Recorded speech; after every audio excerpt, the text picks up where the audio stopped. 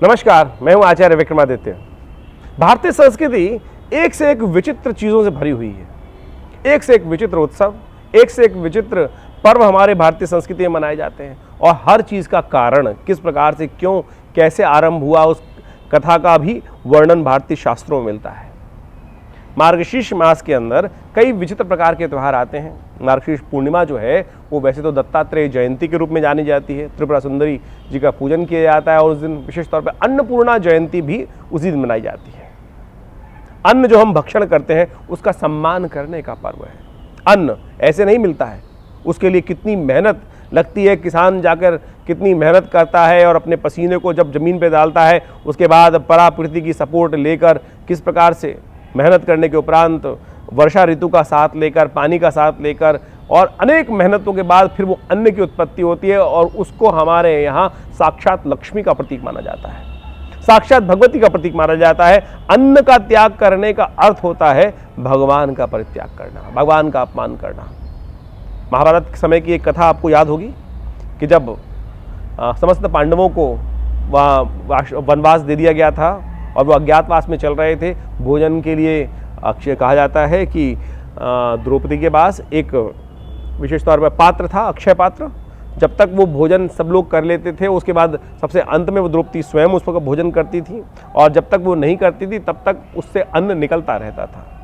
कहा जाता है कि एक दिन जो था बेसिकली कहा जाता है दुर्वासा ऋषि को उपयोग किया गया दुर्योधन के द्वारा और कहा कि इनका अपमान कराया जाए। दुर्वासा ऋषि को कहा कि आमंत्रित करने के लिए कि महाराज यहीं भोजन करने के लिए उनको बुलाया गया दुर्योधन के द्वारा और कहा गया महाराज हमारे पास में ही यहाँ पर पांडव भी रुके हुए हैं, आप क्यों ना उनको भी आशीर्वाद दे के आए। अब ऋषि को कहा गया कि आशीर्वाद दे के आओ और यहाँ पर स्वयं युधिष्ठिर वहाँ विद्यमान है। तो दुर्वासा जी ने कहा हम बिल्कुल जाएंगे। अब जब ऋषि जाएंगे तो उनका भोजन पानी की व्यवस्था भी करनी पड़ेगी, राजा को, क्षत्रिय हैं और उनको ब्राह्मणों को पूजन करना चाहिए। कहा जाता है कि उस वक्त द्रौपदी जब पहुँचे दोपहर के बाद तो वहाँ पर दुर्वासा उन्होंने युधिष्ठिर ने उनको प्रणाम किया और युधिष्ठिर से कहा गया कि युधिष्ठिर हम स्नान करके आते हैं, हमारे भोजन की व्यवस्था की जाए। समस्त लोग जितने भी उनके साथ लोग थे, अब जाके युधिष्ठिर जी ने देखा कि उस वक्त जो द्रौपदी थी वो भोजन कर चुकी थी और खाने का जो अक्षय पात्र था वो तो समाप्त हो चुका था। अक्षय पात्र में उसका विशेष व्यवस्था ऐसी थी कि जब द्रौपदी भोजन कर लेती थी तो उससे भोजन निकलना बंद हो जाता था। तो अभी स्थिति ऐसी आई कि ऋषि दुर्वासा जो थे वो स्नान करने चले गए थे अपने समस्त शिष्यों के साथ और उसके बाद आके उनको भोजन करना था। और अगर वो भोजन नहीं करते और अतिथि जो देवो भव हमारी भारतीय संस्कृति कही जाती है कि आए उनका सम्मान ना हो, तो ये भी अपराध था। और द्रौपदी ऐसे में बहुत बुरी फंसी तो उन्होंने भगवान कृष्ण का स्तवन किया। भगवान कृष्ण का स्तवन किया। जो अनन्य श्रद्धा से भगवान का स्तवन करते हैं तो भगवान तो वहाँ उपस्थित हो ही जाते हैं और पांडवों पे तो वैसे ही भगवान की बड़ी कृपा थी। तो जैसे ही भगवती द्रौपदी ने उनका स्तवन किया तो वहीं से भगवान उपस्थित हुए और कहा कि मैं तो यहीं से जा रहा था, मुझे तो आप लोग की याद आई, मैं आपके समक्ष आजाद उपस्थित होता हूँ। तो भगवान ने भी आके वहाँ द्रौपदी से आका भोजन, अरे कुछ आया हूँ तो भोजन तो कराओ। अब द्रौपदी ने यही भगवान से कहा कि भगवान आप आए हैं, आपको इसीलिए तो मैं याद कर रही थी कि मेरे पास इतनी बुरी स्थिति, ऐसी स्थिति हो गई है कि महर्षि दुर्वासा यहाँ भोजन करने आए और हमारे इस अक्षय पात्र में कुछ बचा ही नहीं है। मैं तो भोजन कर चुकी हूँ और मेरे भोजन के बाद अक्षय पात्र से भोजन निकलना बंद हो जाता है। भगवान ने कहा भोजन का पात्र है, कुछ तो लाओ, मैं आया हूँ, पात्र ही ले आओ। तो भगवान ने उस पात्र को देखा और उसके अंदर एक चावल का दाना अटका हुआ था। तो कहा जाता है भगवान ने उसको लेकर जैसे ही ग्रहण किया और उनको तृप्ति प्राप्त हुई और उनको तृप्ति के साथ जब भगवान तृप्त हो गए तो सारा संसार तृप्त हो गया। वहाँ ऋषि दुर्वासा जब स्नान कर रहे थे शिष्यों के साथ, उन सबको भी वही जो डकार आती है ना, जो बेसिकली जो अपान वायु का जो वहाँ से कहा जाता है कि उस उदान वायु के निकलने से उन सब की भी तृप्ति हो गई।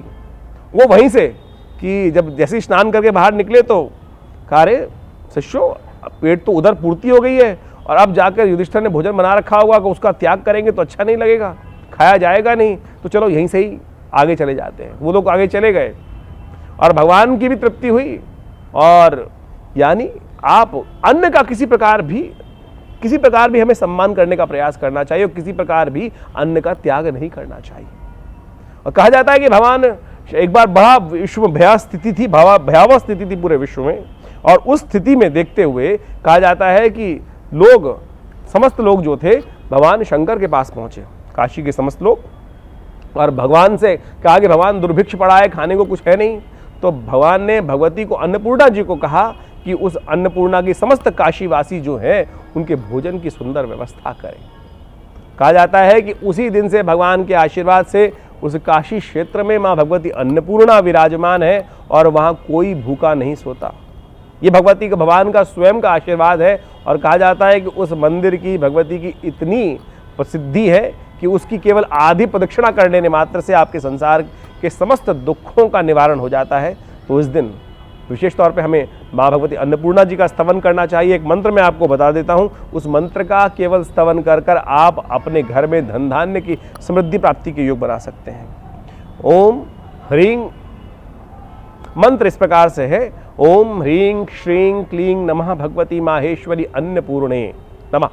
इस मंत्र का यथाउचित भाव से जप करने का प्रयास करें और ये बड़ा कल्याणकारी मंत्र है, माँ भगवती की कृपा देने वाला मंत्र है। तो कोशिश ये करें इस मंत्र से ही भगवती का पूजन कर, स्नान कर, अन्न का वितरण करें, अन्न का दान करें, गरीबों की सेवा करें, जो गरीब लोग हैं, परित्यक्त लोग हैं, उनको भोजन कराएं। इस पूर्णिमा के दिन जीवन में कल्याण के योग बनेंगे। नमस्कार।